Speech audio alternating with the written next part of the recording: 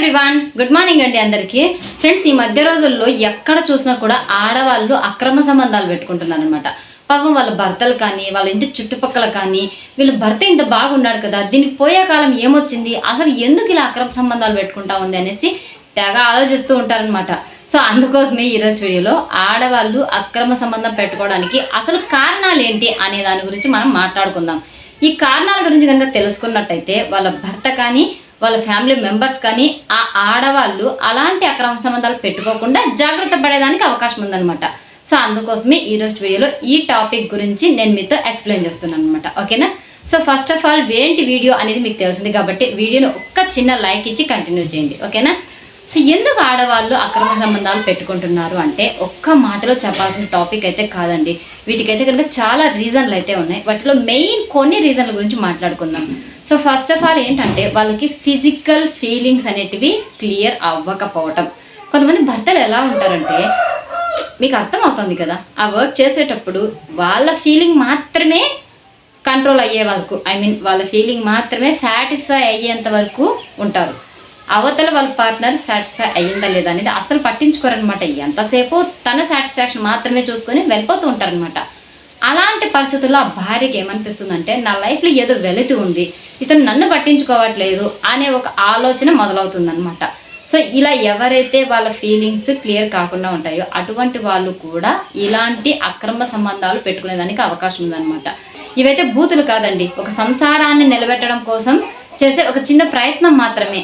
కాబట్టి తప్పుగా అనుకోవకండి. ఓకేనా? నెక్స్ట్ అలాగే రెండవ రీజన్ ఏంటంటే ఒంటరితనంతో ఫీల్ అవుతూ ఉంటారనమాట. లైక్ ఏంటంటే కొంతమంది మగవాళ్ళు వేరే దేశంలో ఉంటారనమాట. డబ్బు సంపాదన కోసమై వీళ్ళకి సంవత్సరాల తరబడి దూరం ఉంటారనమాట.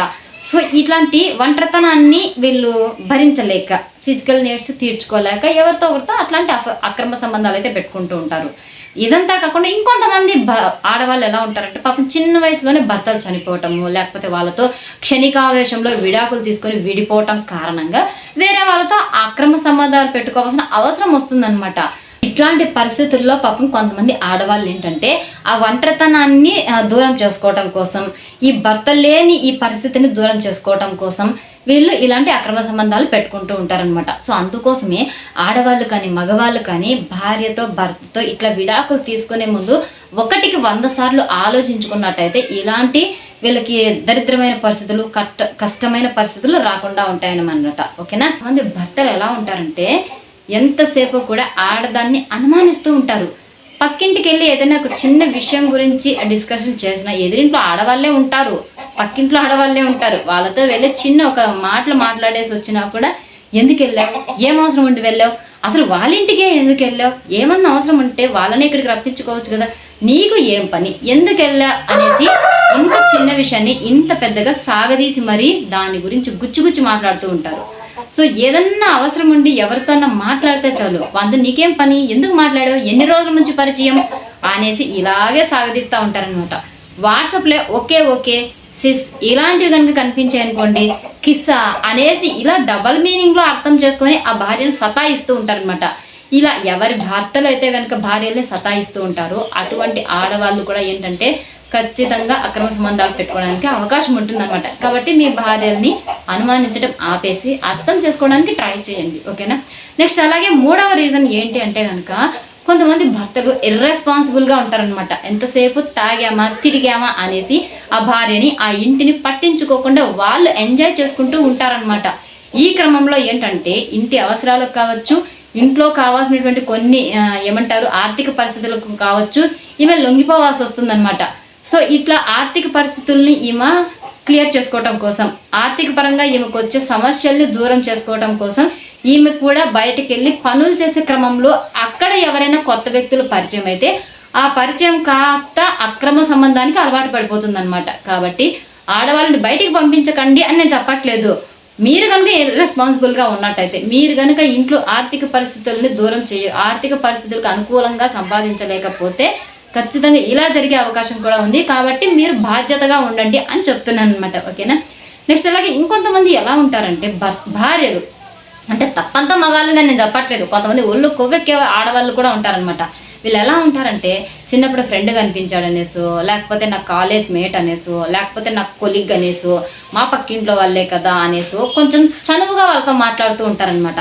ఈ చనువుగా మాట్లాడే మాటలు కాస్త వాళ్ళని రిలేషన్షిప్ దాకా తీసుకెళ్తుందనమాట. కాబట్టి ఇలా అక్రమ సంబంధాలకి ఇది కూడా ఒక కారణం అని చెప్పొచ్చు అనమాట. కాబట్టి ఎవరైతే పక్కింటోళ్ళతో ఎదురింటోళ్ళతో అతి చనువుగా మాట్లాడుతూ ఉంటారో ఇలాంటి అతి చనువు మాటల్ని మొదట్లోనే కట్ చేయటం మంచిది. అన్న అనేసి కొంతమంది గిచ్చుతూ గిల్లుతూ కామెడీగా వాళ్ళపైన కుళ్ళు జోకులు వేసుకుంటూ రొమాన్స్గా ఉంటారనమాట. సో ఇలాంటి వాళ్ళని మొదట్లోనే మనము అదుపులో పెట్టాలి. అలా పెట్టకపోతే కూడా వీళ్ళు అక్రమ సంబంధాల వరకు వెళ్ళే అవకాశం ఉందన్నమాట. అవసరానికి మాట్లాడడం తప్పు కాదు, కానీ అవసరాన్ని మించి వాళ్ళతో క్లోజ్గా మూవ్ అవ్వటం అనేది తప్పు. ఇది మీరు బాగా గుర్తుంచుకోవాలన్నమాట. సో ఇలా ఎవరైనా ఉన్నట్టయితే కూడా వాళ్ళు మేబీ ఇలా అక్రమ సంబంధం పెట్టుకునే అవకాశం ఉందన్నమాట. కాబట్టి కొంచెం జాగ్రత్త పడండి, ఓకేనా.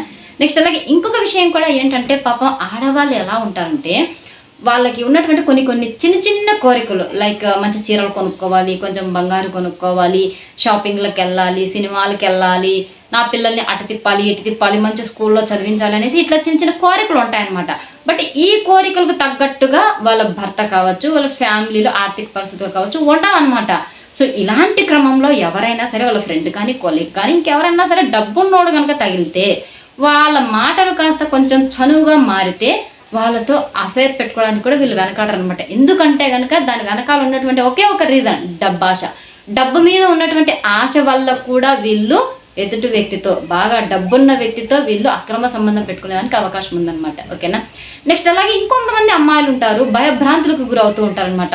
తెలుసో తెలియకో ఎదుటి వ్యక్తితో ఏదన్నా సరే ఒక చిన్న మాట్లాడితే, అంటే కొంచెం క్లోజ్గా మాట్లాడారు అనుకోండి, మా వాళ్ళే కదా, మా బావే కదా, మా పక్కింటోడే కదా అనేసి మాట్లాడితే వాళ్ళు కొంచెం క్రూయాలిటీగా ఆలోచించి నువ్వు ఇట్లా మాట్లాడావు కదా, నువ్వంటే నాకు ఇష్టం ఉంది, నీతో నేను అలా ఉండాలనుకుంటున్నాను, ఒకవేళ నువ్వు ఉండకపోతే నేను చచ్చిపోతాను, సో నువ్వు నాకు దక్కకపోతే నిన్ను చంపేస్తాను, నీ పిల్లల్ని సతాయిస్తాను, ఇట్లా వాళ్ళు భయపడతారనమాట, బ్లాక్మెయిల్ చేస్తారనమాట.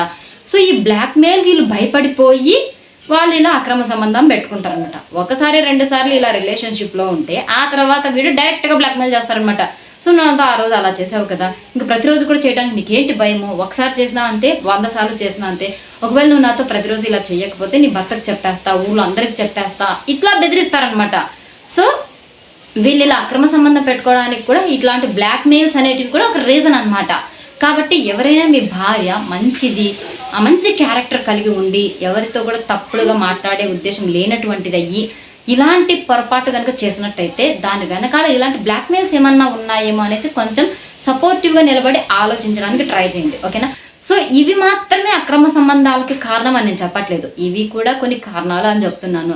ఇలాంటి కారణాలు బొచ్చుడు బోలెడని ఉంటాయి అనమాట. సో అన్నిటిని మాట్లాడుకుంటా అంటే మనకి టైం వేస్ట్ అయిపోతుంది, వీడియో లెంత్ అయిపోతుంది. కాబట్టి ఇవాళ వీడియోని ఇంతటితో నేను ఎండ్ చేస్తున్నాను అనమాట, ఓకేనా. మీకు కనుక వీడియో నచ్చినట్టయితే లైక్ చేయండి, షేర్ చేయండి. ఇలాంటి మరిన్ని యూస్ఫుల్ అండ్ ఇంట్రెస్టింగ్ టాపిక్స్ కోసం మన ఛానల్ని ఇప్పుడే సబ్స్క్రైబ్ చేసుకోండి.